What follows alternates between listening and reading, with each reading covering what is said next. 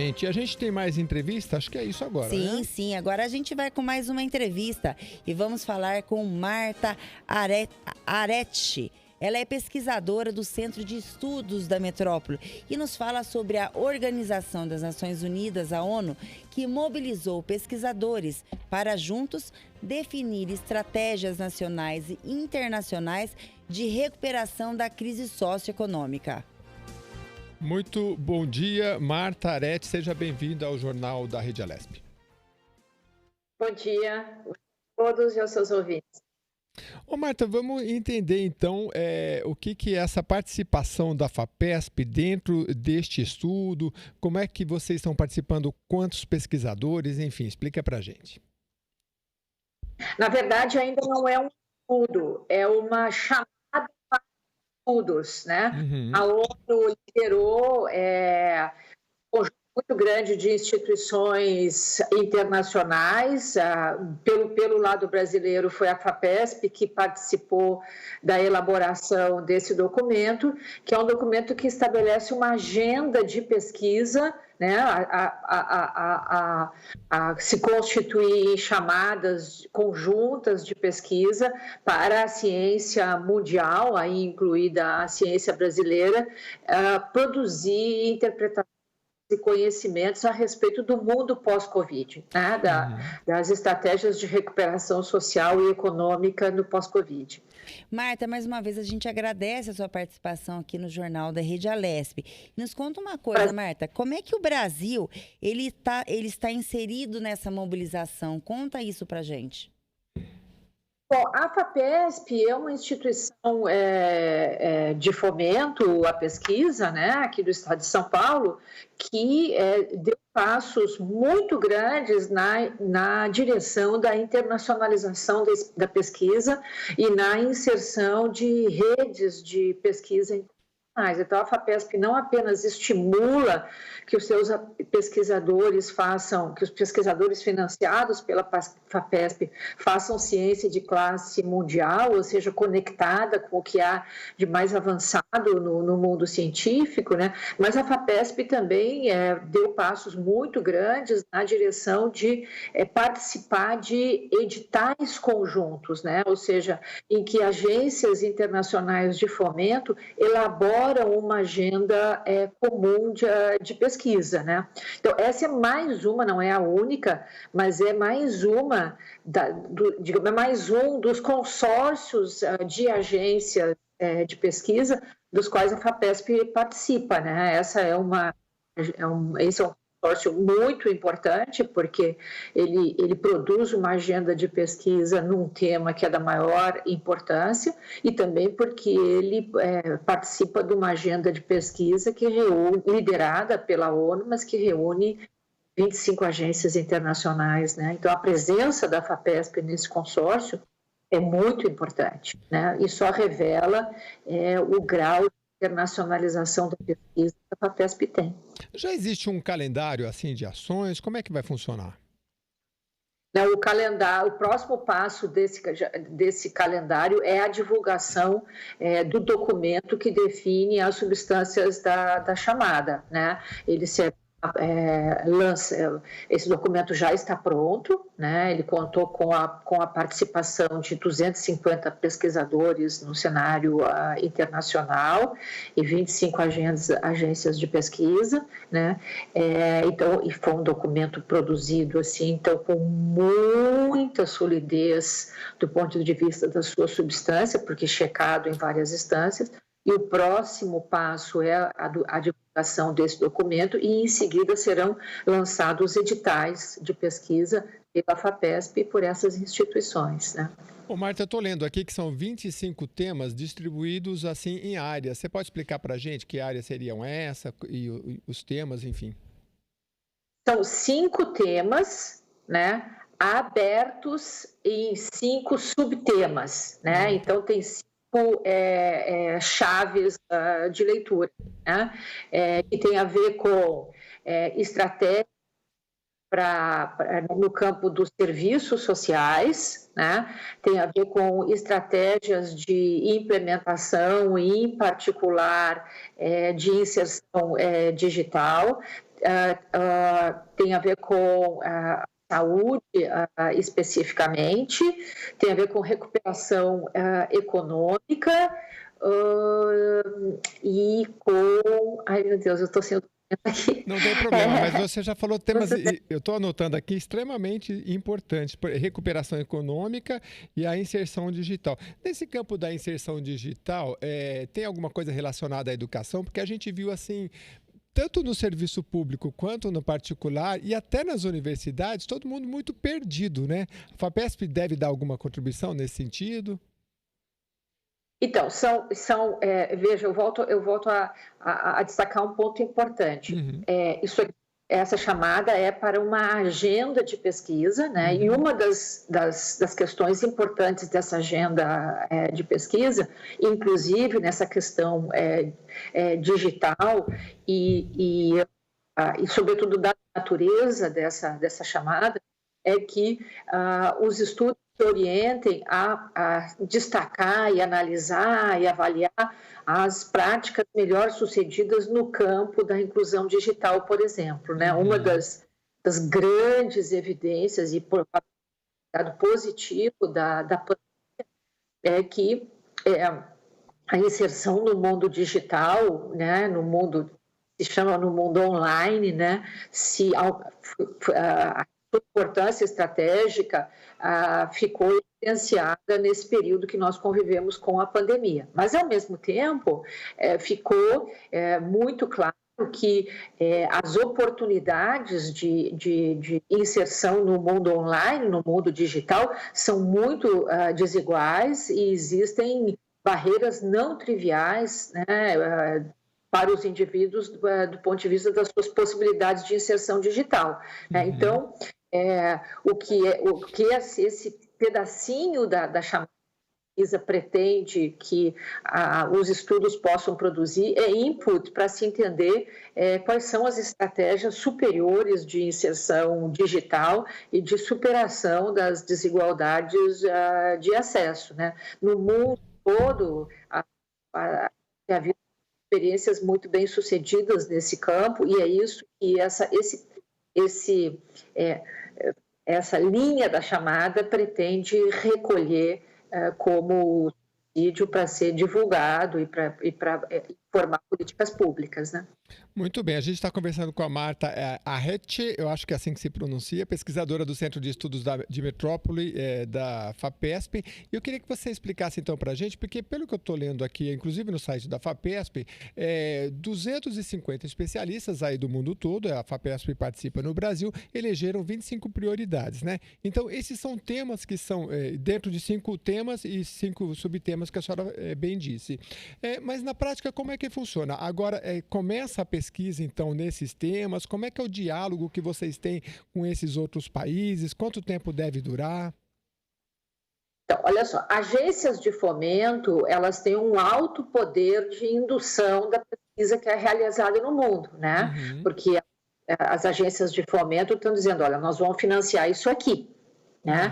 Então, essa iniciativa liderada pela ONU, ela tem muita importância porque ela coordenou 25 agências, né, e recebeu a colaboração de 250 especialistas, né? Então, então a ideia, né, é que esse edital de pesquisa, né, que será, portanto, internacional, ele dirija a ciência para esses temas, né? Então, isso é muito importante, né? Porque ela vai atrair cientistas para produzir respostas para essas questões, né? Quais são as melhores estratégias de inserção digital? Que estratégias são superiores para universalizar o acesso a serviços de saúde, né? Que estratégias são superiores para produzir recuperação econômica, né? Tipicamente, chamadas desse tipo, elas têm um período de divulgação do edital, depois um período de seleção das melhores chamadas, né? Uma das características dessa chamada é que os trabalhos têm que ser comparativos, tem que ter mais de um país. Então, a ideia é que se produzam redes internacionais de pesquisa para os pesquisadores participar, né? As pesquisas desse tipo levam tipicamente 18 meses a 24 meses para produzir resultados. A senhora acredita que a FAPESP deve dar uma boa contribuição em que área? Ou em todas elas? Nós estamos expertises em alguma área mais específica? Os pesquisadores do Estado, né, eles têm muita expertise nas áreas de recuperação, na verdade em todas as áreas, né? Na área de serviços sociais, sistema de proteção social, na área de recuperação econômica, na área de saúde. O Estado de São Paulo tem muita tradição de estudos, né? A área de inclusão digital é uma área mais recente no mundo, em termos de pesquisa, né? E é uma área que tem grande potencial para se desenvolver rapidamente no Brasil, graças à indução dessa chamada, porque nós temos boas bases de dados no Brasil, ainda não suficientemente exploradas, né?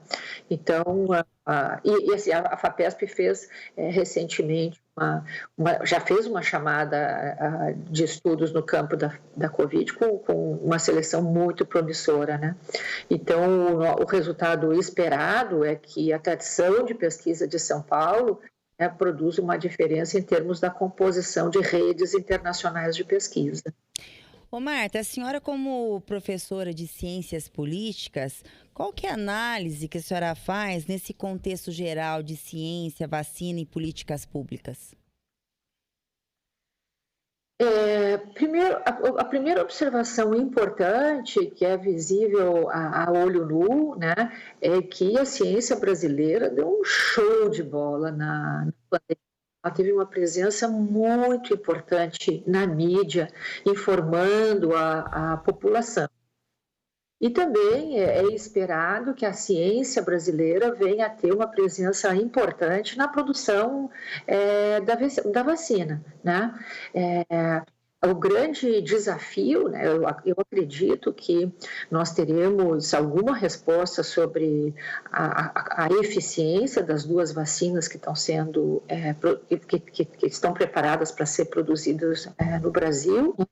A grande dúvida é quanto à possibilidade de distribuição, né? Há pouca dúvida de que nós teríamos vacinas eficazes num horizonte de 2, 3 meses, né? A grande dúvida será como é que vai operar a distribuição no Brasil. O Brasil tem tradição distribuição de vacinas, tem tradição de vacinação, mas nós não sabemos como é que isso vai funcionar nas atuais condições em que o Brasil se encontra. A senhora acha que o governo está preparado para fazer essa logística e tomar decisões coerentes com a nossa realidade? Então, há uma dúvida aqui, né, sobre qual será a capacidade do Ministério da Saúde fazer a distribuição das vacinas, né? Nós tivemos uma notícia muito triste no final de semana, que foi publicada no Estadão, que nós tivemos testes, né? E o número de testes aplicados, foi inferior ao disponível, né? Esse é um problema de logística que causa preocupação, né? Mas a logística da distribuição das vacinas, ela é até mais importante do que... Se você não tiver vacina, não tiver produção de vacina, não tem o que distribuir, né? Mas a logística da distribuição das vacinas, ela é extremamente estratégica e é o grande desafio para o curto prazo que deve ser objeto das nossas preocupações. Muito bem, estamos conversando com Marta Arete, pesquisadora do Centro de Estudos de Metrópole, ex-pesquisadora, né? E professora na FAPESP. Eu queria que a gente está falando aqui sobre essa convocação da Organização das Nações Unidas, que mobilizou 250 pesquisadores no mundo inteiro e, inclusive, de agências de fomento. E aqui no Brasil a escolhida foi a FAPESP, que é uma agência de fomento, e ela está nos explicando como é que vai funcionar esse trabalho para a recuperação, principalmente econômica, pelo que eu entendi, né, Marta? Mas em várias ações que serão pesquisadas aí em conjunto com esses especialistas no mundo todo. Eu queria entender o seguinte, porque assim, cada país tem a sua peculiaridade. E dentro desses eixos aqui que eu estou acompanhando, olha, equidade, resiliência e sustentabilidade, quando a gente fala em equidade no Brasil, a gente sabe que tem uma desigualdade social muito grande. A contribuição que se espera com esse estudo é no campo tecnológico, assim, olha, vamos trazer tal solução tecnológica para melhorar a equidade no Brasil, por exemplo, ou não? É uma solução que cada país vai olhar para si e propor propostas individuais? Então, a ideia dessa chamada é que ela usa essencialmente estudos comparativos, né? A ciência passa por comparação, né? Você analisa casos diferentes e extrai lições desses casos diferentes, né? Então, a ideia não é que sejam estudados apenas casos domésticos e casos nacionais. A ideia é que necessariamente se produzam equipes internacionais de pesquisa e pesquisas de escopo internacional. Tá? O grande resultado que se espera seja uma análise e recomendações no campo das políticas públicas. Né? Que políticas públicas se revelaram mais eficientes para promover a inclusão social? Que políticas públicas se revelaram mais eficientes para melhorar a saúde pública? Né? E políticas públicas são mais eficientes para produzir inclusão digital e assim por diante.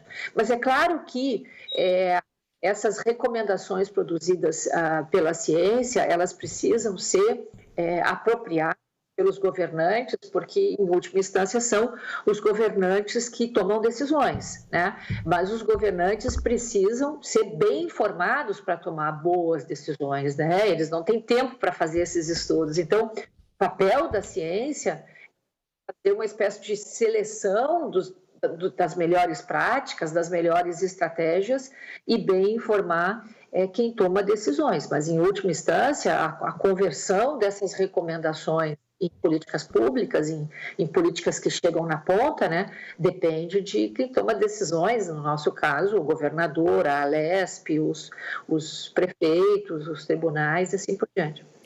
Marta Arete, a gente agradece a sua entrevista e tenha uma boa tarde.